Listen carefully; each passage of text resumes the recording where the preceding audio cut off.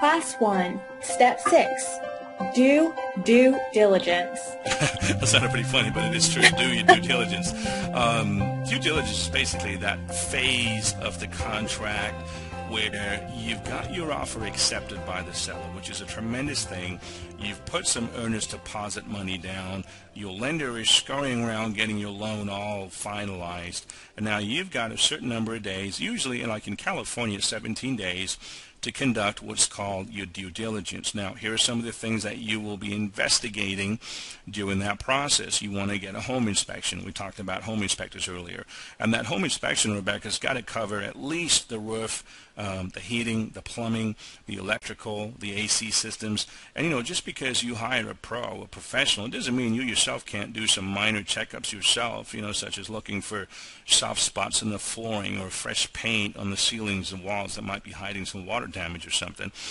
You know, you should go in there and turn the electricity off and off and on again, turn the water faucets on and off, and if it's in the summertime, turn off the AC and turn on the heater.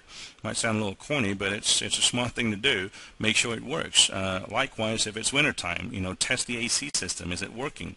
Go down to the basement, look for any water on the floor, or see if the hot water heater looks rusted or cracked. A little diligence before you start negotiations could actually save you a lot of time and effort, but your home inspection is one of those due diligence acts that you just have to do. Well, that also goes into deciding whether or not you're paying too much for the property, or if it's, you know, you're willing to outweigh the pros and cons of picking a house. Absolutely right, Rebecca. You know, the home inspection will tell a lot, and at the end of the home inspection, one of the two things is going to happen. You're going to feel that much better that you're going into contract on this home, or you're going to feel that either the home's overpriced, or you're going to feel a little more settled if the seller were to repair certain things. If the seller refuses to repair certain things, you've still got the prerogative to deal with those things yourself, but you just really have to get a home inspection. One of the next things that you want to look at to finish up your due diligence is the appraisal. Now, a lot of lenders don't show the appraisal to the buyer. You have to take a look at your appraisal. You're paying for it. Take a look at that appraisal and see if the comparables support the price that you're paying. The appraiser is going to use certain comparable sales close to that property you're buying, and you want to take a look at those comparables. Do they make sense? Does the appraiser mention any inadequacies, such as maybe an unpermitted addition, or maybe some roof problems, or is the appraiser even calling for repairs? Make sure that as soon as the appraisal report's completed, you get a copy from your lender. What is an appraisal?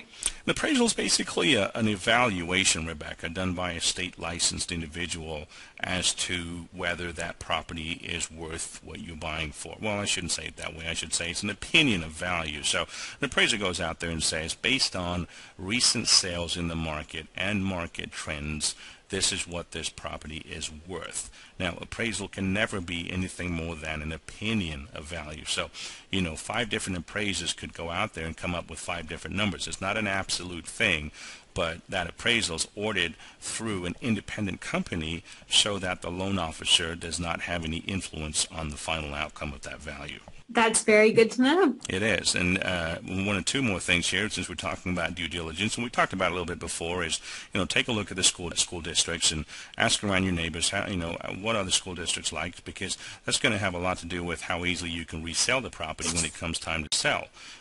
We talked about sex offenders. You know, there's a lot of databases available where you can go in and check to see if you're looking to buy something close to where a sex offender might live.